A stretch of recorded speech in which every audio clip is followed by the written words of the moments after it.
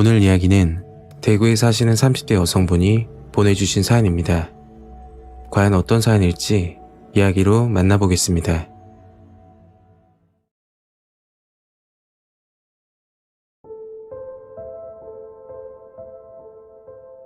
때는 3년 전 1월에서 3월 사이였던 걸로 기억해요. 저는 대구 북구 대형마트에서 화장품 매장을 운영하고 있다가 달서구 쪽으로 매장을 옮겼을 때였습니다. 마트 안에는 화장품 가게들이 여러 곳 있었는데 바로 매장에서 근무하던 동생이 친구를 불러 저와 동생 그리고 동생 친구와 함께 3명이서 술을 한잔 먹게 되었죠. 칠곡 삼지구에 위치하는 고깃집에서 1차로 한잔하고 2차는 일반 호프집으로 이동했습니다. 저는 술이 약한 편이라 최대한 자제를 하며 마셨고 그 와중에 동생들을 챙겨야 한다는 마음에 정신을 차려가며 버티고 있었죠. 자정이 가까워졌을 때 동생들과 자리에서 일어났고 술집을 빠져나왔습니다. 칠곡 삼지구 커피숍이 있는 부근에서 동생들을 차례대로 택시를 태워 보냈죠. 제가 어릴 적부터 멀미가 심해서 20살이 되자마자 면허를 따고 차를 구입해 운전을 하고 다녔습니다. 멀미가 심한 탓에 중학교부터 고등학교 때까지 수학여행도 가지 못했고 버스 타는 게 정말 힘들었죠. 그날은 술도 한잔하고 차를 두고 왔기 때문에 동생들을 보내고 택시를 기다리고 있었습니다.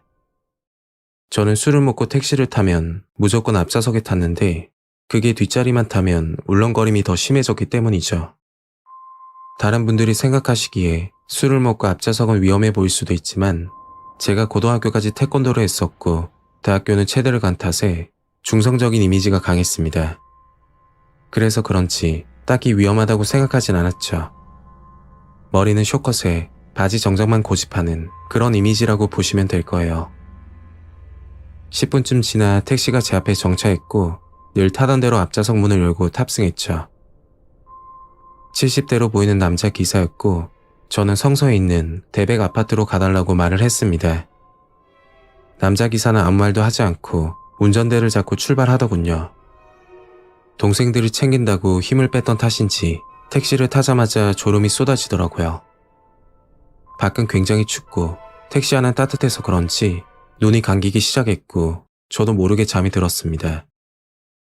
그리고 얼마나 잤는지 모르겠는데 깜짝 놀라서 눈을 떠보니 뭔가 이상하다는 생각이 들면서 주변을 살펴보니까 소름이 끼치더군요.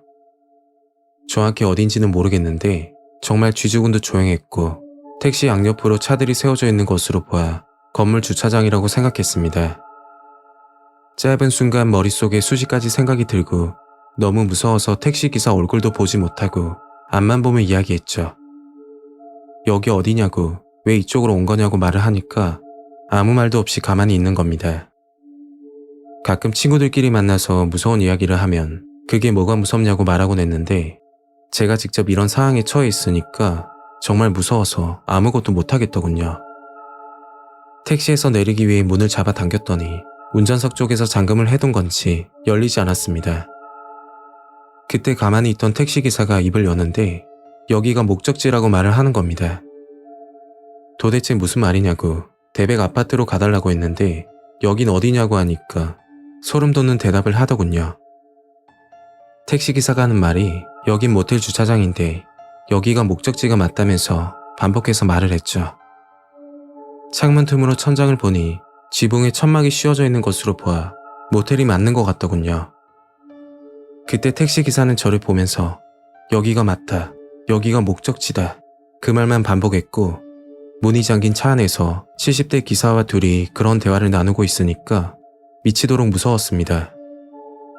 가끔 TV를 보면 이런 상황에서 소리를 지르거나 범인을 흥분시키면 위험하다는 이야기를 들어서 차분히 말을 건넸죠. 모텔인 건 알겠는데 왜 이쪽으로 온 거냐고 타이르듯이 말을 하니까 한참 있다 대답을 하더군요. 네가 너무 예뻐서. 그 말 한마디를 하고서 또 가만히 있는 겁니다. 그래서 집에 부모님이 기다리신다고 집에 가고 싶다고 말을 하니 택시기사는 한참 생각하다 시동을 걸고 출발하더라고요. 그리고 아파트 정문 앞에 세워주더니 돈은 필요 없다고 내리라고 하는 겁니다. 차에서 내리자마자 택시는 빠른 속도로 가버렸고 집으로 가는 동안 다리가 후들거리고 무서워서 뛰지도 못했죠. 사실 독립해서 아파트에 혼자 살고 있었는데 택시기사가 다시 따라올까봐 몇 번이나 뒤를 확인하고 집으로 들어갔습니다. 집에 도착해서 옷을 갈아입는데 섬뜩하더라고요.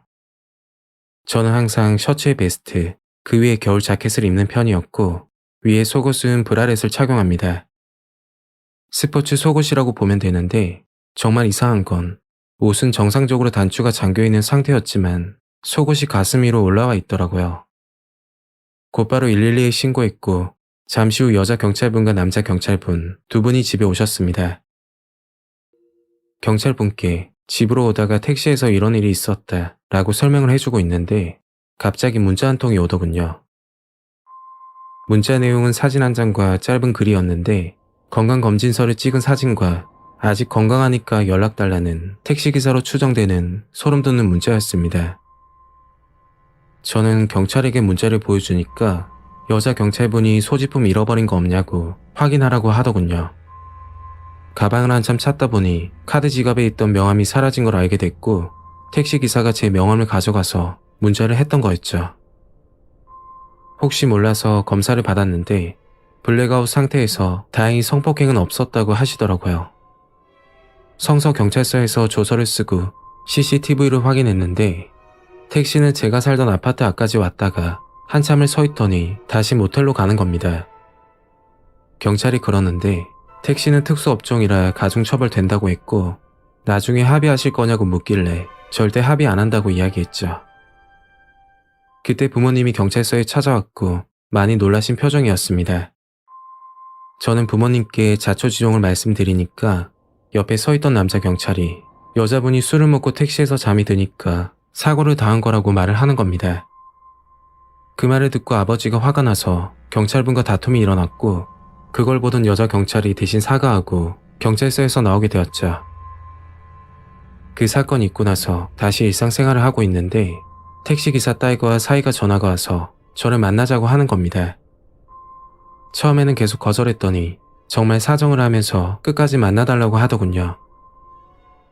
그래서 퇴근 후 나를 잡고 만나게 됐는데 저를 보자마자 무릎을 꿇고 빌기 시작하는 겁니다. 아버지가 정신이 좀 이상하다고 실수로 그런 것 같다고 미안하다고 했죠. 그 집은 딸만 셋인데 막내딸이 이번에 결혼 예정이라고 하더군요. 이 사실을 알게 되면 결혼 파토 난다고 한 번만 봐달라고 하는 겁니다.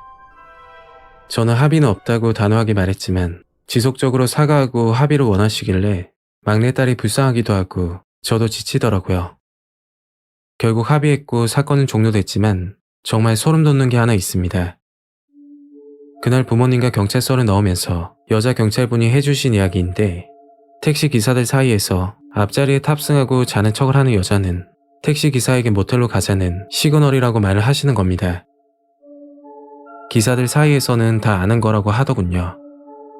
제가 여자지만 투블럭의 남자처럼 옷을 입고 다녀서 이런 일은 없을 거라 생각했는데 너무 무서운 경험을 하게 됐죠. 이후로 택시는 타지 않게 됐고 밤늦게 다니는 것도 항상 조심하고 있습니다.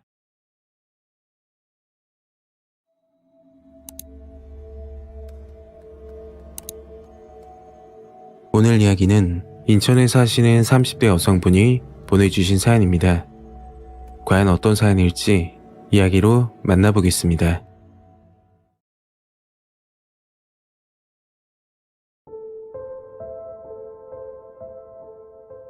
불과 1년밖에 지나지 않은 일이라 하루하루가 너무 힘듭니다. 바쁘게 일을 하다가도 그 친구 생각이 나면 아직까지 섬뜩하네요. 이야기의 시작은 제가 중학교 시절로 돌아갑니다. 저는 어릴 적 친구들과 잘 어울리는 외향적인 성격이었죠. 저를 따르는 친구들도 꽤 많아서 중학교 내내 반장까지 할 정도였습니다. 그리고 중학교 3학년 학교를 마치고 집으로 가고 있는데 혼자서 걸어가는 어떤 아이를 보게 됐죠. 어디서 많이 본 뒷모습이라 빠른 걸음으로 쫓아가 얼굴을 확인했더니 같은 반 친구였습니다. 이 친구는 늘 조용한 성격에 늘 있는 듯 없는 듯 했던 친구였는데 혼자서 걸어가는 모습을 보니까 안쓰러운 생각이 들더군요. 같이 집으로 걸어가면서 이야기를 나눴는데 친구 이름은 영미라고 했고 사는 것도 저희 집과 가까운 편이었죠. 이왕 이렇게 된 거 잘 챙겨줘야겠다 생각이 들었고 그 인연은 20년 동안 이어졌습니다. 고등학교를 졸업하고 대학교로 나와 직장에 들어가서도 연락을 하며 가깝게 지냈죠. 어느 정도였냐면 아무리 바빠도 일주일에 한 번은 얼굴을 보고 전화나 카톡은 수시로 하던 사이였습니다. 영미 성격이 저에게 잘 맞춰주는 성격이라 싸우는 일도 많이 없었죠. 다만 저도 사람이라 간혹가다 혼자 있고 싶을 때가 있는데 영미는 시도 때도 없이 연락이 와서 일부러 피했던 적도 있었습니다. 제가 연락을 받지 않아도 다음날이면 아무렇지도 않게 연락이 왔죠. 그리고 첫 번째 사건은 제가 20대 중반쯤 일어났을 거예요. 대학교 시절 남자친구를 사귀게 됐고 자랑도 할 겸 영미에게 소개를 시켜줬죠. 영미는 저와 남자친구를 보고 너무 잘 어울린다며 오래 갔으면 좋겠다고 하더라고요. 그렇게 셋이서 밥을 먹었고 정확히 3일 후에 남자친구와 헤어지게 되었습니다. 이유를 물었더니 말도 해주지 않고 일방적으로 차이게 됐죠. 그 당시 너무 힘들어 영미에게 모든 걸 털어놨고 영미는 위로를 해주면서 더 좋은 사람 만날 수 있을 거라고 하더군요. 그 사건 이후로 알 수 없는 일들이 계속 생기게 됩니다. 20대 후반부터 30대 초까지 남자친구를 6번 정도 사귀었는데 일주일이 지나지 않아 이유 없이 헤어지자고 하더군요. 처음에는 제가 무슨 잘못을 한 건지 혼자서 고민을 많이 했는데 도저히 답을 찾을 수가 없었죠. 영미는 그럴 때마다 인연이 아닌 거라고 위로해 주었고 계속 헤어지다 보니 남자를 만나는 것에 대한 트라우마까지 생기더군요. 그러다 쉬는 날 영미를 만났고 영미 손에 이끌려 어디론가 가게 됐죠. 그곳은 타로점을 보는 곳이었는데 꽤 잘 맞춘다고 소문이 났다고 하더군요. 제가 남자를 만나면 일주일도 못 가 헤어진다고 했더니 몇 가지 카드를 보여주셨죠. 그리고 제가 남자 복이 없다고 옆에 있는 영미를 가리키며 친구 복은 타고났으니 남자를 만나고 싶으면 영미에게 잘해주라는 말을 하더군요. 그냥 재미삼아 본 거지만 기분이 마냥 좋지만은 않았습니다. 그리고 정말 소름 끼치는 사건은 마지막 남자친구를 만나고 알게 됐죠. 직장에서 알게 된 사수와 부사수 사이였는데 업무 때문에 지속적으로 만나다 보니 서로 호감이 생겨 고백을 받게 되었습니다. 남자만 만나면 일주일도 못 가 헤어지는 징크스 때문에 고민을 정말 많이 했었죠. 그리고 직장 내에서 사귀다 헤어지면 얼굴 보기도 불편하니까요. 그날 밤 남자친구와 저녁을 먹기로 했고 퇴근 준비를 하고 있는데 영미에게 전화가 오더군요. 시간 되면 차 한잔 하자는 얘기였고 저는 영미에게 남자친구와의 약속이 있어서 힘들겠다고 말했죠. 그러니까 일주일 만나고 또 헤어지면 어떻게 할 거냐고 걱정스러운 말을 하더군요. 그 얘기를 마지막으로 전화를 끊고 남자친구와 저녁을 먹으면서 이야기를 했죠. 과거에 만나는 사람마다 일주일도 못 가 이유 없이 헤어졌다고 하니까 그 말을 듣고 남자친구는 절대 그런 일 없을 거라고 웃으면서 말을 하더군요. 그런데 며칠 후 남자친구에게서 뭔가 이상한 느낌을 받았습니다. 직장에서 인사를 해도 받아주지 않고 무시를 하더군요. 저는 너무 답답해서 도대체 왜 그러냐고 물었더니 몰라서 그러냐며 오히려 화를 내는 거였죠. 진짜 모른다고 설명을 해보라고 하니까 남자친구는 한숨을 쉬면서 사진 한 장을 보여주더군요. 그 사진을 보고 충격을 받아 아무 생각이 들지 않았습니다. 사진 속에는 저와 다른 남자가 모텔 앞에 서 있는 사진이었죠. 곰곰이 생각해보니 20대 때 영미와 모텔을 찾다가 길을 몰라서 지나가는 사람에게 물어본 적이 있었는데 자세히 보니 그 사진이었어요. 그래서 이건 길을 물어본 거라고 하니까 또 다른 사진을 보여주는 겁니다. 그건 더 충격이었죠. 제가 술에 취해 옷을 벗고 누워있는 사진이었는데 언제적인지 기억도 나지 않는 사진이었습니다. 이 사진 누가 보냈냐고 하니 끝까지 입을 다물고 있다가 한참 뒤 이야기를 하더군요. 믿기지 않았지만 그 사진은 제 친구 영미가 보낸 사진이었습니다. 그런 말도 안 되는 사진을 찍어 보낸 것도 이해가 안 되는데 더욱 충격적인 건 영미가 했던 말이었죠. 제가 남자를 좋아해서 매일 밤 원나잇을 한다고 중학교 때부터 남자만 만나고 다녔다고 말을 했다고 합니다. 제가 사귀는 남자들마다 미행을 한 뒤 사는 곳을 알아내거나 아니면 일하는 곳에 찾아가 사진을 보여주며 이상한 소문을 퍼뜨렸고 본인이 얘기했다고 말하지 말라고 부탁을 했다고 했죠. 20대 중반부터 최근 1년 전까지 제가 만났던 남자들에게 모두 그러고 다녔던 겁니다. 너무 충격을 받아 영미에게 전화해서 사실이냐고 물었더니 전화를 끊고 받질 않더군요. 그리고 영미는 번호를 바꾸고 연기처럼 사라졌습니다. 그 순간 영미와 타로점을 봤던 곳이 생각이 나서 찾아가 물었더니 점을 봐주시는 분이 미안하다고 하더군요. 사실 점을 보기 전 미리 영미가 찾아와 돈을 주면서 말을 맞춰달라고 부탁을 했다고 합니다. 남자 복이 없다고 꼭 이야기해달라고 했다던데 정말 어이가 없더라고요. 이 사건을 겪고 나서 사람도 믿지 못하겠고 20년 동안 거리낌 없이 지냈던 친구가 무슨 악감정으로 그랬는지 이해가 가진 않았죠. 그러다 2달 전쯤 중학교 동창 친구와 통화를 하게 됐고 영미의 실체를 알게 되었습니다. 동창 친구가 이야기를 해주는데 영미는 시기와 질투가 많아서 본인보다 잘났다고 생각되면 옆에부터 끝까지 괴롭힌다고 하더군요.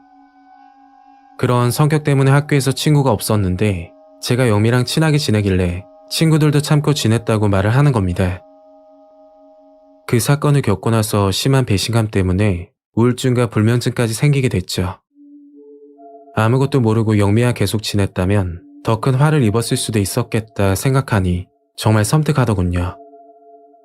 정말 친했다고 믿었던 친구가 뒤에서 그런 짓을 했다고 생각하니 지금도 믿기지 않네요. 이번 일로 다시 한번 사람이 무섭다는 걸 다시 한번 깨닫게 되었습니다.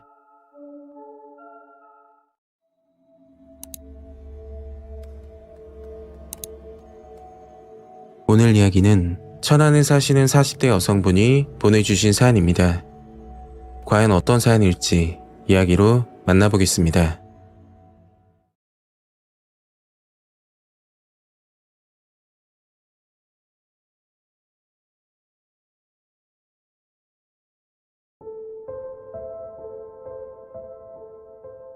저와 정말 가깝게 지냈던 아는 언니에게 일어난 무서운 사건입니다. 그 당시 뉴스에도 보도됐던 사건이고 너무나 충격적이라 아직까지 잊지 못합니다. 사건이 일어난 지도 벌써 8년이나 지났네요. 제가 20대 시절 돈이 된다고 하면 뭐든지 했던 철없는 시절이 있었습니다. 가족관계는 저와 아버지 둘이 살고 있었고 어머니는 제가 어릴 적 이혼을 하셨다고 했죠. 노래방부터 술집까지 안 해본 일이 없었는데 열심히 살아도 돈은 모이지 않고 항상 부족했습니다. 그렇게 힘든 날을 보내다 사건의 주인공인 언니를 만나게 됐죠. 그 당시 언니는 대부업체를 운영했던 건 아니고 개인 돈을 빌려주고 이자를 받는 급전 사채 일을 했는데 우연한 계기로 알게 되었습니다. 그 시점에 정말 힘든 일이 많았어요. 아버지가 암 진단을 받아 수술을 앞둔 상태였지만 워낙 힘든 살림이라 수술비가 부족하던 상태였죠. 제가 직업도 변변치 않고 벌이도 좋지 않으니까 은행권에서는 대출이 힘들다고 하더군요. 남들은 수술을 못할 정도로 암이 전이돼 힘들어하는데 아버지는 수술을 할 수 있음에도 돈이 없어서 못하는 게 너무 비참했습니다. 병원에서 나와 벤치에 앉아 한참 울고 있었는데 어떤 여자분이 다가와서 여기서 뭐하고 있냐고 묻더라고요. 처음 보는 얼굴이라 놀라면서 쳐다보니까 무슨 일 있냐고 다시 한번 묻더군요. 저는 답답하기도 해서 여자분께 솔직하게 터놓고 하소연을 하다가 처음 보는 사람에게 이건 아닌 것 같아서 자리에서 일어나려고 하는데 얼마가 부족하냐면서 돈을 빌려주겠다고 하는 겁니다. 그리고 명함 한 장을 주면서 찾아오라고 했죠. 다음날 동남구에 위치하는 사무실로 찾아갔고 사무실에는 어제 봤던 여자분이 계시더군요. 커피 한 잔을 주더니 몇 가지 질문을 했고 자세한 기억은 흐리지만 제가 지금 하고 있는 일, 가족관계, 이런 신상 정보를 물어보신 걸로 기억이 납니다. 그리고 1,000만 원이랑 큰 돈을 빌려주시며 말을 하더군요. 개인 돈이라 이자가 비싼데 동생 같아서 이자 없이 빌려주는 거라고 돈 많이 벌어서 갚으라는 이야기였습니다. 이 사건으로 아버지 수술도 무사히 마쳤고 저는 여자분에게 언니라고 부르면서 둘도 없는 사이가 됐죠. 언니는 어릴 적 부모님이 돌아가시고 보육원에서 자랐다고 하는데 시설에서 같이 지내던 동생이 저와 닮았다면서 이야기를 하더군요. 언니 덕분에 하던 일을 그만두고 좋은 대학을 진학했고 취업을 하고 나서 언니에게 빌렸던 1,000만 원을 갚았습니다. 언니는 괜찮다고 했지만 제가 끝내 고집을 부려 빌린 돈을 갚았죠. 그렇게 시간이 흘러 2014년 정말 끔찍한 사건이 일어나게 됩니다. 언니는 사업을 하면서 스트레스를 많이 받았는데 돈을 빌리는 것보다 받는 게 더 힘들다고 하더라고요. 돈 빌릴 때는 신나게 쓰고 나중에 와서 불법이라 못 갚겠다는 사람들이 꽤 많았다던데 전화로 독촉을 하고 그것도 안 되면 회사나 집으로 찾아간다고 했죠. 그래도 안 갚는 사람들은 돈 대신 명품 가방이나 고가의 물건을 가져오기도 한다고 하더군요. 그날도 빌린 돈을 회수하기 위해서 언니와 그리고 동업자분 두 분이서 광주로 내려간다고 했죠. 그리고 다음날이 언니 생일이었던지라 천안에서 만나기로 약속을 잡은 상태였습니다. 그런데 제가 전날 밤 꿈자리가 뒤숭숭해서 언니에게 조심히 다녀오라고 몇 번이나 이야기를 했죠. 어떤 꿈이냐면 꿈에서 언니와 길을 걷고 있었는데 한복을 입은 노인이 다가와서 언니 손을 잡고 끌고 가더군요. 저는 언니를 붙잡았고 노인과 실랑이를 하다가 결국 언니만 끌려가고 저는 바닥에 쓰러지는 꿈이었습니다. 하도 생생해서 꿈인지 현실인지 구분하기 힘들 정도였죠.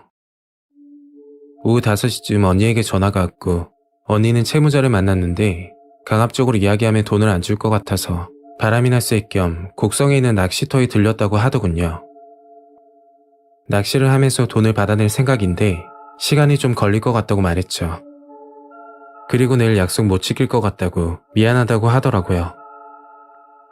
저는 아쉬운 마음에 천안 올라오면 간단히 얼굴만 보자고 이야기했고 전화를 끊으려고 하는데 갑자기 언니 목소리가 흐려지면서 건강 잘 챙기고 다음에 보자고 하더군요.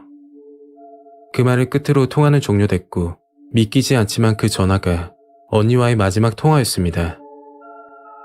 그 후로 언니와 연락이 되지 않았고 뭔가 이상한 느낌이 들어 경찰에 신고하게 됐죠. 경찰 측에서는 마지막 통화 내역이 곡성 저수지 근처라고 했고 수색 작업을 하고 있으니 조금만 기다려달라 말을 하더군요. 그리고 일주일이 좀 더 지나 정말 충격적인 소식을 듣게 되었습니다. 전남 영산강 하류에서 언니와 그리고 동업자분이 발견이 되었는데 그 모습은 정말 처참했다고 했죠. 스킨스쿠버 장비를 입은 경찰분이 물속에서 여행용 가방을 건졌고 가방 안에서 언니가 발견이 되었던 겁니다. 그날 같이 있었던 채무자는 30대 남자라고 하던데 언니에게 투자 목적으로 수천만 원을 빌린 뒤 돈을 갚기 힘들어지자 20대 후배 2명을 불러 언니와 동업자를 살해했다고 했죠. 그리고 채무자는 본인은 범인이 아니라는 식으로 경찰 수사에 적극적으로 협조를 했다고 합니다. 그러나 타고 다니던 차량에서 핏자국이 발견되었고 경찰의 덜미를 잡히게 됐죠. 채무자와 20대 후배 2명, 총 3명이서 범죄를 계획하고 저수지로 유인을 했다고 하는데 생각만 해도 너무 섬뜩하고 무서웠습니다. 언니는 목이 졸려 사망했다고 들었고 마지막 통화를 하고 1시간도 지나지 않아 사망한 것으로 보인다고 하던데 마지막 통화를 했던 사람이 제가 아니었을까 하는 생각이 들었습니다. 곰곰이 생각해보니 전화를 끊기 전 건강 잘 챙기라는 말이 너무나도 이상했죠. 마치 어디론가 떠나는 사람처럼 들렸으니까요.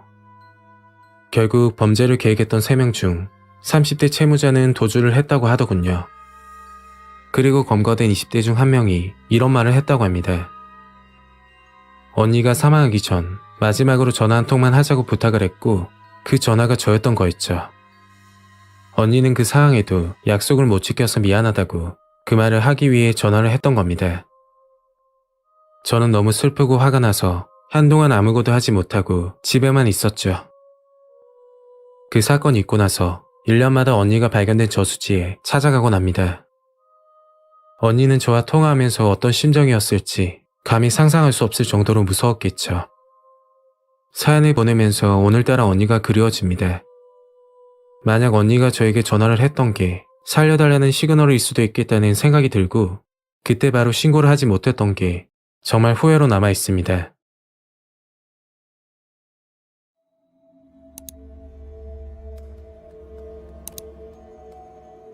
오늘 이야기는 서울에 사시는 20대 여성분이 보내주신 사연입니다.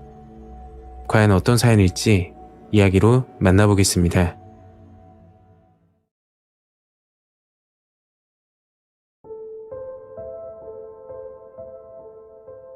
때는 3년 전에 겪었던 섬뜩한 일입니다. 그 일을 겪고 나서 커피숍에 가지 못하게 됐고 트라우마가 생겨 너무 힘듭니다.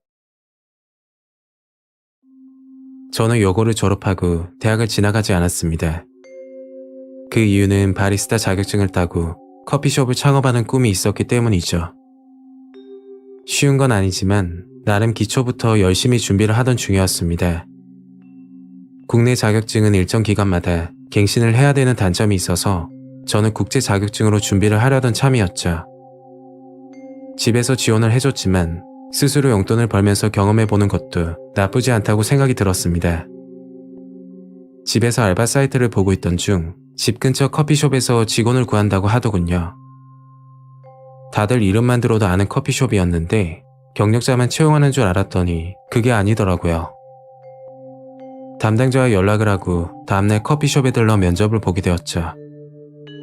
정말 긴장을 많이 했는데도 불구하고 밝게 대답을 해서 그런지 언제부터 출근 가능하냐고 묻더군요.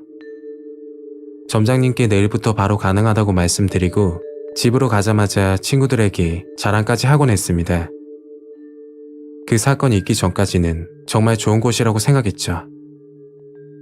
다른 커피숍은 어떤지 모르겠지만 여기는 직원들끼리 부르는 호칭이 있었습니다.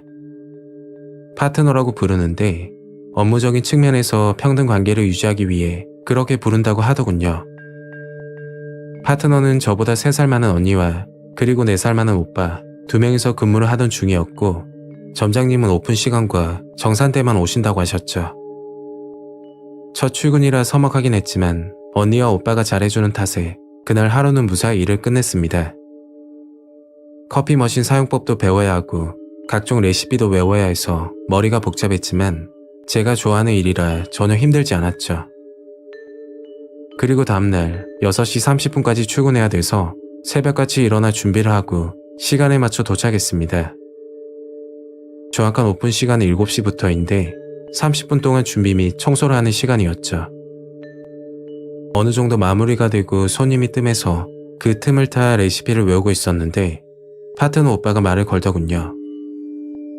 직원들은 하루에 2잔씩 음료를 만들어 먹을 수 있으니까 한가할 때 레시피 보고 만들어 보라고 말하더라고요.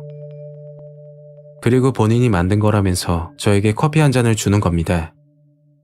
따뜻한 아메리카노였는데 감사하다고 말하고 마시게 됐죠.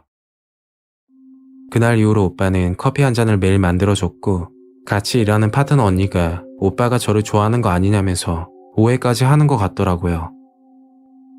사실 오빠는 언니에게 매일같이 커피를 타줬다고 하는데 제가 들어오고 나서부터 언니에게는 커피를 주지 않고 저만 타준다고 사람이 변했다며 말을 했죠. 신입이고 적은 기간이니까 오빠가 저를 챙겨주려고 하나 보다 단순히 생각을 했습니다. 일한 지 2주차가 됐을 때 완벽하진 않지만 업무에 적응을 했고 그때까지 오빠는 커피를 타서 주곤 했는데 지속적으로 이러니까 부담스럽더라고요. 솔직히 제 취향도 아니고 같이 일하는 오빠 그 이상 그 이하도 아니었죠. 저는 오빠 기분이 상하지 않게끔 이제 커피 안 타줘도 된다며 직접 타서 마시겠다고 말을 하는 순간 갑자기 미친 듯이 화를 내는 겁니다. 그 오빠는 항상 웃는 얼굴이었는데 갑자기 표정이 바뀌면서 화를 내는 걸 보니 좀 무섭더군요. 오빠가 자리를 비웠을 때 언니에게 이 사실을 이야기했더니 언니에게도 그런 적이 있다고 하는 겁니다. 그 사건이 있고 나서 오빠와의 관계는 서먹해지게 되었고 제가 조금만 실수를 하더라도 무섭게 쳐다보며 말했죠. 직원이 많은 것도 아니고 3명이서 일하는데 오빠와 사이가 좋지 않으니까 너무 불편했고 언니에게도 미안하더군요. 저는 그날 퇴근하고 오빠에게 이야기 좀 하자고 했습니다. 기분 나쁜 거 있으면 풀고 예전처럼 일하면 안 되냐고 하니까 한 가지 조건이 있다고 하더라고요. 오빠가 하는 말은 본인이 커피를 타주고 싶다는 말이었는데 정말 이해가 가지 않았죠. 굳이 귀찮게 왜 그러는지 모르겠고 혹시나 저에게 호감이 있어서 그런 거냐고 물었더니 절대 아니라고 하더군요. 결국 본인이 타주는 커피를 마셔달라는 이야기였고 어려운 일도 아니니까 알겠다고 하고서 집으로 들어갔습니다. 다음날부터 오빠는 저에게 커피 한 잔씩을 주면서 예전 모습으로 돌아갔고 저는 기분 상하지 않게끔 고맙다며 마시곤 했죠. 그렇게 한 달 정도 지났을 때 뭔가 이상하다는 걸 느끼게 되었습니다. 그날 손님이 아이스 아메리카노를 주문했는데 제가 실수로 따뜻한 커피를 만들어 버렸죠. 그래서 얼른 다시 만들어 손님에게 드린 적이 있었습니다. 실수로 만든 커피를 마시고 있는데 오빠가 늘 타주던 커피 맛과 다른 걸 느끼게 되었죠. 정확한 물량과 같은 레시피로 만들었는데도 불구하고 맛이 다른 게 이해가 가지 않았습니다. 물론 제가 초보자라 그럴 수도 있지만 커피가 진하고 연한 차이가 아니라 오빠가 타주는 커피는 뭔가 말로 표현하지 못할 이상한 맛이었죠. 저는 오빠에게 같은 레시피로 만드는데 맛이 너무나 다르다며 왜 그런 거냐고 물었지만 본인은 모르겠다고 하더군요. 언니도 오빠가 타주는 커피 맛이 이상하다고 느끼고 있었는데 제가 말하기 전까지는 오빠가 상처받을까 싶어 그냥 모른 척 했다고 하더라고요. 이해가 가지 않는 게 많았지만 딱히 답이 없어서 그냥 넘기기로 했습니다. 그리고 2달쯤 지나 충격적인 사건이 일어났고 저는 일을 그만두는 계기가 되었죠. 그날도 마찬가지로 오빠는 커피를 건넸는데 제가 마시려고 하자 언니가 급하게 뛰어와서 먹지 말라고 하는 겁니다. 언니는 오빠가 큰 소리로 싸우기 시작했고 점장님까지 오게 되었죠. 평상시에 오빠가 항상 1등으로 출근했는데 그날은 언니가 먼저 도착했다고 합니다. 그리고 오빠는 커피를 들고 갑자기 탈의실로 들어갔다고 했죠. 그걸 보고 언니는 장난기가 생겨 오빠를 놀래켜 주려고 뒤에서 지켜보고 있었는데 커피 안에 이상한 걸 넣고 있었다고 하더군요. 그리고 그 커피를 제게 건네는 모습을 보고 먹지 말라고 뺏은 거였죠. 도대체 뭘 넣었냐고 물었는데 계속 이상한 말만 하다가 경찰 부르겠다고 하니 그때서야 말을 하더군요. 그 말을 듣고 나서 온몸에 소름이 돋고 헛구역질까지 했었습니다. 커피에 넣었던 건 그 오빠의 체액이었는데 그 커피를 마시는 저를 보고 흥분을 했다고 했죠. 너무 충격적이라서 아무 말도 하지 못했고 그 오빠는 형사처벌을 받는다고 하더군요. 저는 점장님께 그만둔다고 말씀을 드리니까 다시 생각해보라고 하셨지만 그 가게에 있으면 오빠가 건넨 커피가 생각이 날 것 같아 도저히 못하겠더라고요. 언니도 그렇고 저도 아무것도 모르고 커피를 마셨는데 마시는 모습을 보면서 흥분을 느꼈다고 하니까 그때 미치도록 무서웠죠. 그리고 그 오빠가 그랬다던데 다른 커피보다 아메리카노에 섞었을 때 티가 안 난다고 말했다고 합니다. 시간이 지났지만 그때 그 트라우마 때문인지 아메리카노는 절대 먹지 않게 됐죠.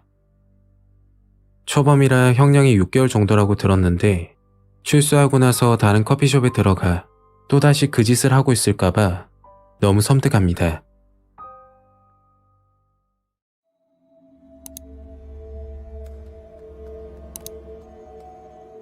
오늘 이야기는 부산에 사시는 30대 남성분이 보내주신 사연입니다.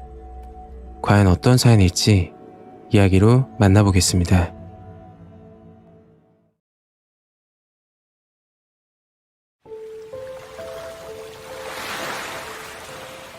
때는 15년 전쯤 실제로 겪었던 일입니다. 이야기의 시작은 20대 초반 친구 자취방에 놀러가면서 시작됩니다. 저는 고등학교 때부터 친하게 지내던 친구들이 있었는데 그중 한 친구가 혼자 자취를 해서 심심하면 친구 집에 놀러가 시간을 때우곤 했었죠. 그날도 늘 만나는 멤버가 있었는데 약속도 없이 자취방에서 자연스레 만나게 되었습니다. 멤버는 저 포함 3명이었는데 그중 여자를 유별나게 밝히는 놈이 한 명 있었죠. 그런데 그 친구가 갑자기 제안을 하는 겁니다. 그건 해운대 가서 헌팅을 하자는 친구의 말이었는데 그 말을 듣고서 아무 말도 못하고 다들 가만히 있었죠. 솔직히 3명 다 잘생긴 편도 아니고 전부 다 쑥맥이라 여자 앞에서 말도 못 거는 그런 스타일이었습니다. 그때 이야기를 꺼냈던 친구가 한마디 하더군요. 야, 내가 책임지고 꼬실 테니까 같이 가자. 그렇게 그날 밤 저희는 해운대로 오게 되었습니다. 친구의 말을 믿고 왔다는 건 거짓말이고 자취방에만 있기에는 심심해서 온 거였죠. 여름 밤바다라 그런지 인원이 엄청나게 많았습니다. 그때가 10시쯤 된 걸로 기억하는데 해운대 백사장에 돗자리를 깔고 술을 먹고 있는 사람이 대다수였습니다. 저희 3명은 뻘쭘하게 서 있었고 자취방에서 자기만 믿으라고 말했던 친구는 한마디도 안 하더군요. 그렇게 1시간가량 지나가는 여자 구경만 하다가 포기하고 집으로 가려고 할 때 그때 저희 뒤에서 어떤 여성분이 말을 거는 겁니다. 꽃무늬 원피스를 입고 계신 분이었는데 얼굴도 꽤 미인이었죠. 처음에는 길을 물어보는 것처럼 보였는데 이야기를 듣고 나서 좀 놀랐습니다. 여자분도 일행이 3명인데 같이 술을 한잔 하자고 하는 겁니다. 그리고 여자분 쪽에서 돗자리와 술까지 사놨다고 해서 그리로 같이 가자고 했죠. 저는 의심이 들어서 여기 잘생긴 혼남들 많은데 왜 그러냐고 하니까 여자분 일행은 3명인데 헌팅 들어오는 남자들이 짝수라서 거절했다고 하더군요. 그때 여자분이 싫으시면 가본다고 하길래 절대 아니라고 너무 믿기지 않아서 그랬다고 하면서 아무 의심 없이 여자분을 따라갔습니다. 백사장 끝쪽에 여자분 일행이 있다고 해서 여자분이 가리키는 쪽으로 걷고 있었죠. 어느 정도 가다 보니까 사람들이 북적한 해변은 지나가고 조금 으슥한 곳으로 가는 겁니다. 순간 이상한 느낌이 들긴 했는데 저도 그렇고 친구들도 덩치가 좋아서 걱정은 안 했었죠. 그때 옆에서 걸어가던 여자분이 비명을 지르는 겁니다. 저는 친구들과 놀라서 쳐다봤더니 여자분이 손가락으로 어떤 남자를 가리키며 저 남자가 엉덩이를 만지고 지나갔다는 겁니다. 여자분은 울먹이고 저는 여자분에게 괜찮냐고 달래주고 친구들은 그 남자에게 다가가 언성을 높이는 상황이 발생된 겁니다. 그 순간 그 남자가 소리를 지르더니 백사장이 누워 고통스러운 표정을 짓고 있더군요.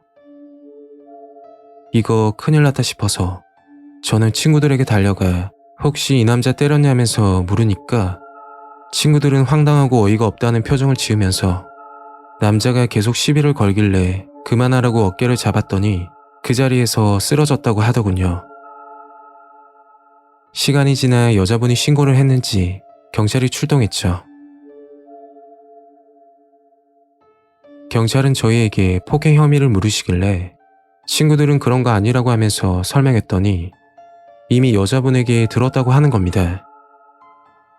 그때 정말 충격이었죠. 여자분은 경찰 앞에서 제 친구 2명이 일방적으로 그 남자를 폭행했다며 진술하는 겁니다. 눈도 깜빡거리지 않고 거짓말을 하는데 소름이 끼치더군요. 그 순간 싸움 구경을 하던 행인으로 보이는 사람이 다가와서 아까 전부터 보고 있었는데 여자분을 이상한 곳으로 끌고 가는 것 같다면서 친구들과 제가 수상하다고 경찰 앞에서 이야기하더군요. 결국 저와 친구들 그리고 원피스를 입은 여자와 시비를 걸었던 남자 모두 지구대로 가게 되었고 밝은 곳에서 보니 그 남자는 얼굴에 멍까지 들어있더군요. 하필 그 자리가 방범용 CCTV 사각지대라서 확인이 불가능했고 친구들은 그 남자를 폭행하지 않았다고 했지만 명확한 입증이 곤란한 경우라 주변 증인이나 목격했던 것들을 토대로 판단할 수밖에 없다고 말하더군요. 그리고 친구가 그만하라고 말리는 과정에서 조금 미뤘다라는 이야기를 해서 결국 친구들은 단순 폭행 사건에 연루되어 그 남자와 합의를 해야 하는 상황까지 벌어지게 되었습니다. 합의를 하지 않으면 단순 폭행죄로 2년 이하의 징역 또는 500만 원 이하 벌금형이 될 수도 있다는 말을 하더군요. 친구들은 겁을 먹고 그 남자와 합의를 한다고 진술을 하게 되었죠. 그리고 정말 소름 끼치는 건 경찰서를 나오면서 그 여자 표정을 봤는데 뭔가 잘 됐다는 듯이 저희를 보며 웃고 있더군요. 친구들에게 들었던 기억으로는 전치 2주라 200만 원 정도로 합의했다고 합니다. 그 당시도 느꼈지만 꽃무늬 원피스를 입은 여자, 그리고 시비를 걸었던 남자, 경찰이 출동하자 어디선가 나와 진술을 했던 사람, 일명 자의 공갈단을 만난 게 아닌지 의심이 들었습니다. 경찰서에서 나와 저희를 보고 웃던 여자 얼굴이 아직도 기억이 나는데 당사자로서 정말 무서웠던 사건이었습니다.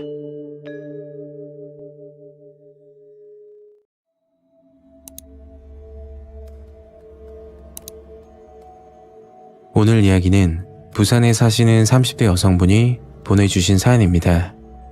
과연 어떤 사연일지 이야기로 만나보겠습니다.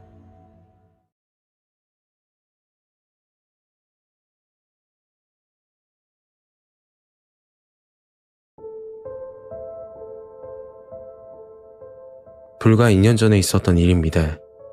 다시 생각해봐도 너무 섬뜩하네요. 제 사연을 들으시고 여자분들은 물론 남자분들도 조심하셨으면 합니다. 저는 직장을 다니고 있는 평범한 30대 여성입니다. 사건이 있었을 당시 근무했던 곳은 야근이 잦은 업종이라 여직원보다 남자 직원이 많은 곳이었죠. 그렇다 보니 과도한 친절을 베푸는 남자 직원들이 있었습니다. 예를 들어 퇴근할 때마다 집에 데려다 준다고 하거나 아니면 아침마다 커피를 사와 책상에 두고 가는 직원들이 있었죠. 어떻게 보면 너무 감사하지만 제가 원하던 것도 아니고 남자의 관심도 없는 편이라 부담스럽게 느껴지곤 했습니다. 그리고 사건이 시작된 건 회사 야근 업무를 하고 있을 때였죠. 다른 여직원들은 이미 퇴근한 상태였고 저와 대리님 그리고 남자 직원 2명 총 4명이서 마무리 작업을 하고 있었습니다. 자정이 가까워질 때 대리님이 야식을 먹을 건지 묻더군요. 다들 출출한 상태였던지라 그러자고 했죠. 막내 직원이 편의점으로 가서 먹을 거리를 사왔는데 표정이 어둡고 숨을 가쁘게 쉬더라고요. 그래서 왜 그러냐고 했더니 편의점 앞에서 이상한 여자를 봤다고 하는 겁니다. 야식을 먹으면서 막내 직원이 하는 이야기를 들었는데 처음에는 별거 아닌 걸로 생각했죠.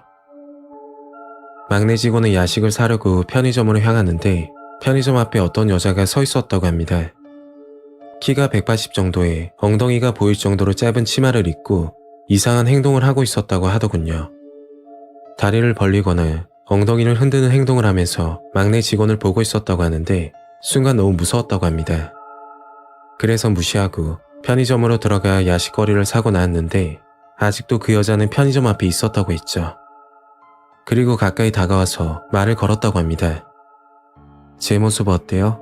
라고 물었다던데 막내 직원은 이상하게 소름이 돋아서 냅다 회사 쪽으로 뛰었다고 하더라고요.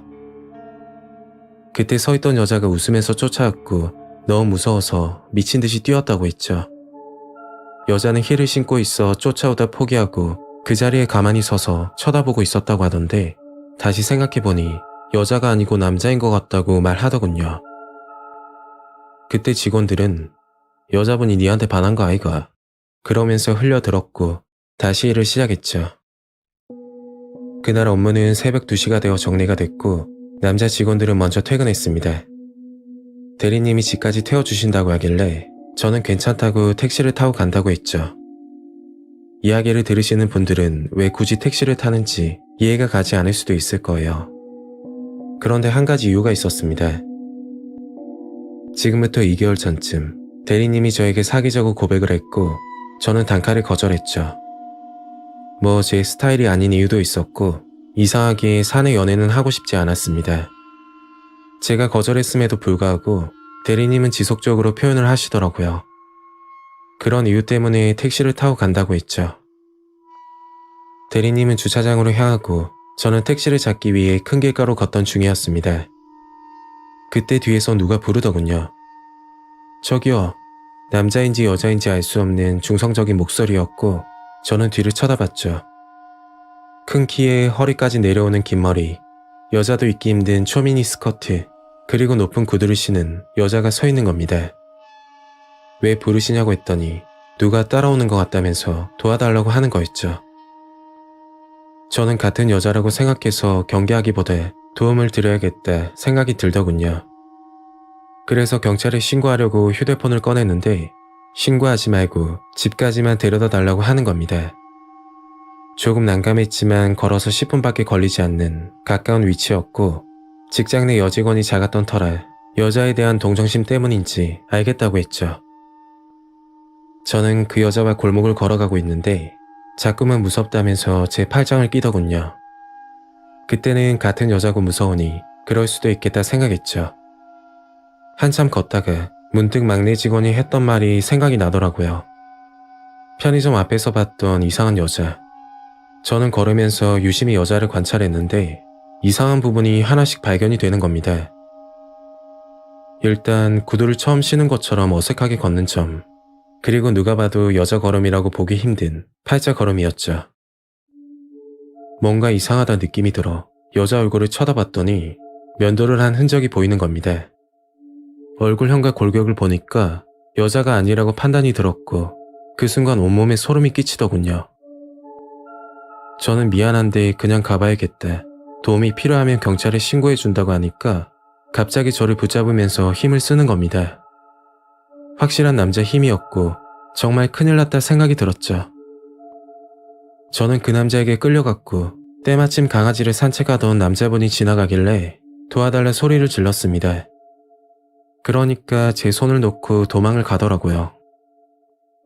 저는 그 자리에서 경찰에 신고했고 산책을 하던 남자분은 경찰 도착할 때까지 기다려주셨습니다. 정말 너무 감사했죠. 경찰분은 자초지종을 듣고 연락을 주신다고 하더라고요. 그런데 그게 끝이 아니었습니다. 회사 직원들 사이에서 여자 옷을 입고 다니는 남자를 봤다는 사람들이 늘기 시작했죠. 그 남자는 주로 새벽 시간에 돌아다니면서 여자들에게 도움을 요청한다고 합니다. 사회적 약자인 여자라고 생각해서 아무 경계 없이 도움을 주는 사람들을 으슥한 곳으로 유인을 한다고 하더군요. 경찰에서 받았던 연락은 조심해서 다니라는 말뿐이었고 새벽 시간 순찰 강화를 해준다고 걱정 말라고 하더군요. 아직까지 사건이 일어나지 않았고 단순히 여자 옷을 입는 것으로는 처벌이 힘들다는 이야기였죠. 그 일 때문인지 그 해까지만 회사를 다니고 결국 퇴사하게 되었습니다. 그리고 일주일 전 아직도 그 회사에 다니던 직원과 통화를 하게 됐는데 결국 그 남자는 경찰에 검거되었다고 하더군요.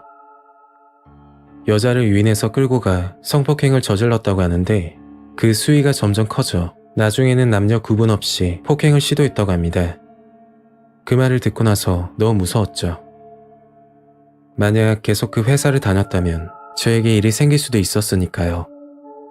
미리 범죄를 예방할 수도 있었음에도 꼭 사건이 터져야 처벌이 가능한 이런 법은 개선되었으면 합니다.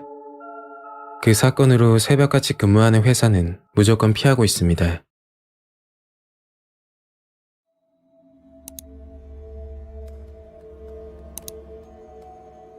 오늘 이야기는 대구에 사시는 30대 여성분이 보내주신 사연입니다.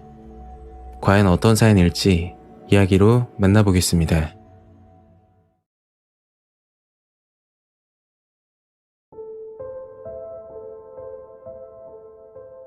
때는 10년 전쯤 겪었던 실화입니다. 정말 섬뜩하면서도 한편으로는 안타깝기도 했던 경험이었죠. 저는 10년 전 부모님과 함께 40년이 다 되어가는 낡은 아파트에 거주하고 있었습니다. 엘리베이터가 없는 5층짜리 건물에 101동부터 시작해서 총 9개 동으로 이루어진 아파트였죠. 오래돼서 낡고 보기에는 좋지 않았지만 부모님이 신혼 때부터 거주했던 곳이고 제가 태어나서 성인이 될 때까지 지냈던 곳이라 여러 가지 좋은 기억이 있던 곳이었습니다. 그 아주머니가 이사 오기 전까지 말이죠. 그 당시 저는 대학생이었고 방학을 맞아 용돈을 벌기 위해 마트에서 파트타임으로 알바를 했었습니다. 마트 물건을 정리하는 일이었는데 큰 돈이 되는 건 아니지만 저희 집과 10분도 안 되는 거리에 위치하고 있어서 만족하며 일을 했었죠. 그날도 마트 일을 하고 있었는데 아주머니 한 분이 다가와서 양념장 코너가 어디 있냐고 묻더군요. 그래서 알려드렸더니 아주머니는 이사 온 지가 얼마 안 돼서 여기 마트는 처음 이용한다고 말씀하시더라고요. 저는 자주 이용해달라고 말씀드리고 이야기를 끝냈습니다. 그리고 퇴근하고 집으로 가는데 제 앞으로 어디서 많이 본 아주머니가 걸어가셨죠. 신기하게도 아주머니는 제가 사는 아파트로 들어가셨고 아파트 입구에서 마주치게 되었습니다. 어디서 많이 봤다고 했는데 알고 보니 좀 전에 마트에서 마주친 아주머니였죠. 우연인지 모르겠지만 같은 아파트 주민이었고 저는 101동 같은 라인의 3층에 살고 있어서 정말 신기했습니다. 그렇게 인사를 한 번 더 드리고 집으로 올라갔죠. 아주머니는 이삿떡을 돌리면서 저희 부모님이랑 점점 가까워졌고 나중에는 반찬까지 해서 줄 만큼 서슴없는 사이가 되었습니다. 그렇게 평탄한 날을 보내던 중 사건이 일어나게 된 일이 있었죠. 저희 아파트는 6개월에 한 번씩 관리실 앞에서 조그만 행사를 했는데 주민들이 안 쓰는 물건이나 안 입는 옷들이 있으면 무료로 나눔을 하는 행사였습니다. 물론 아파트 주민들만 참여하는 거라 인원이 적고 물건도 많지 않았지만 유독 엄마는 행사 때마다 나가곤 하셨죠. 엄마는 나눔 행사 구경을 하러 가고 저는 집에서 친구랑 톡을 주고받고 있는데 엄마에게 전화가 오더군요. 제게 어울리는 가방이 있다고 하면서 빨리 관리실 앞으로 오라는 겁니다. 아무리 좋은 가방이라도 남이 사용했던 건 좀 그래서 싫다고 했더니 안 오면 후회할 거라며 계속해서 말씀을 하시더라고요. 도대체 뭐길래 그러시나 싶어서 급히 옷을 챙겨 입고 관리실로 향했습니다. 엄마가 손에 들고 있던 건 누가 봐도 알만한 명품 가방이었는데 그때 생각은 무료 나눔하는 데서 누가 명품 가방을 가져다 놓겠냐는 의문이 들었고 설령 가져다 놓았다고 해도 진품이 아닌 이미테이션이라고 생각했죠. 그런데 며칠 후 그 가방이 진품이라는 걸 알게 되었습니다. 가방을 가져다 놓은 건 201호 아주머니라고 하더군요. 가방의 주인은 아주머니 딸이라고 하던데 지금은 해외에 있어서 쓰지 않는다고 나눔을 한 거라고 말했죠. 뭐 저야 가방이 생겨서 좋긴 했지만 아주머니 딸이 국내로 돌아와서 가방이 없어진 걸 알게 되면 기분이 나쁠 거라 생각이 들었습니다. 그런 이유 때문에 가방은 들고 다니지 않았죠. 한 달 정도 지나 집 근처에서 우연히 아주머니를 만나게 됐고 근처 커피숍에서 차 한잔을 하게 됩니다. 아주머니는 저를 유심히 보더니 딸 생각이 난다면서 아주머니 딸도 제 또래라고 하더군요. 국내에 들어오면 소개해주겠다고 친하게 지냈으면 좋겠다는 그런 이야기를 나눴습니다. 그리고 같이 집으로 걸어가는데 나눔에서 줬던 가방이 마음에 안 드냐고 왜 안 들고 다니냐고 묻더군요. 그래서 솔직하게 말씀드렸죠. 따님이 나중에 알게 되면 기분 나쁠 것 같다고 하니까 절대 그런 거 아니라고 하는 겁니다. 딸에게 이미 허락을 받고 나서 내놓은 물건이고 딸도 좋은 곳에 썼으면 좋겠다고 말을 했다고 했죠.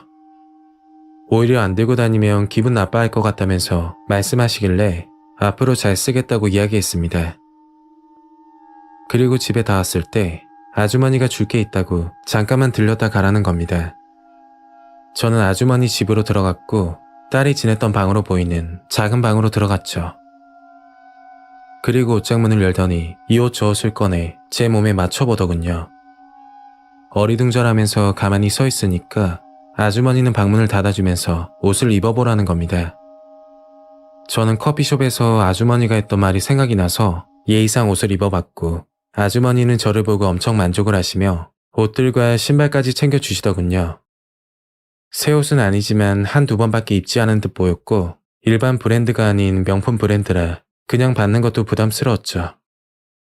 저는 괜찮다고 극구 사양했지만 아주머니는 우리 딸 같아서 그런다며 그냥 가져가라고 했습니다. 그 후로도 아주머니는 옷뿐만 아니라 화장품까지 챙겨주셨죠. 제일 기억에 남는 건 딸이 한 번밖에 쓰지 않았다고 주신 립스틱이었습니다. 저는 아주머니 덕에 대학 졸업 때까지 잘 입고 다녔죠. 너무 감사해서 학교 졸업 후 취업을 하게 되면 선물이라도 꼭 드려야겠다 생각을 했습니다. 그리고 그날 집으로 들어갔는데 분위기가 이상하더군요. 부모님이 싸우셨나 생각했지만 그게 아니었습니다. 제 방으로 들어가니 난장판이 되어 있었고 엄마가 제 옷을 꺼내 정리를 하고 있었죠. 뭐 하시는 거냐고 물으니까 이 옷들 당장 버려야 된다고 말씀하시는 겁니다. 그리고 엄마에게 충격적인 이야기를 듣게 됐죠.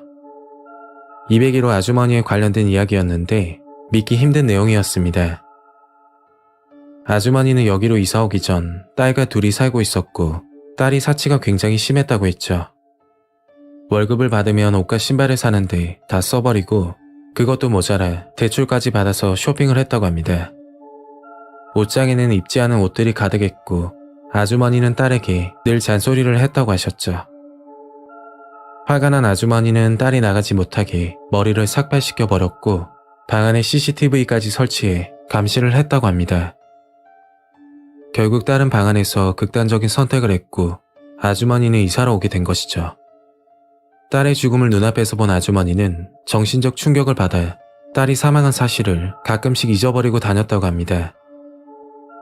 그날 엄마가 반찬을 갖다 주려고 아주머니 댁을 찾았는데 거실 한켠에 있던 영정 사진을 받고 누구냐고 물었더니 급히 사진을 숨기면서 나가라고 소리를 질렀다고 했죠. 엄마는 당황스러워하면서 나가려고 하는데 그때서야 솔직하게 이야기를 했다고 합니다. 엄마는 충격을 받고 집으로 오자마자 아주머니에게 받은 옷들을 정리하고 있던 중 제가 들어왔던 거죠. 저는 그것도 모르고 몇 년간 고인의 옷을 입고 살았던 겁니다. 옷이야 그렇다고 하지만 정말 소름 돋는 건 아주머니가 건넨 립스틱인데 아침마다 그걸 사용했던 저를 생각하니 너무 섬뜩하더군요. 그 사건 있고 나서 반년 후 이사를 하게 됐고 현재 그 아파트는 아직까지 그 자리에 남아 있습니다. 어떻게 보면 정말 안타깝고 슬픈 일이지만 고인의 옷과 신발을 신고 살았던 몇 년을 기억하면 충격이 가시질 않네요. 그 아주머니는 제가 따님의 옷을 입고 다니는 모습을 보면서 고인이 된 딸을 회상했던 건 아닐까 하는 씁쓸한 생각이 들었습니다. 10년이나 흘렀지만 아직도 아파트가 있는 근방을 지나갈 때면 혹시나 아주머니를 마주칠까봐 저도 모르게 긴장이 되네요.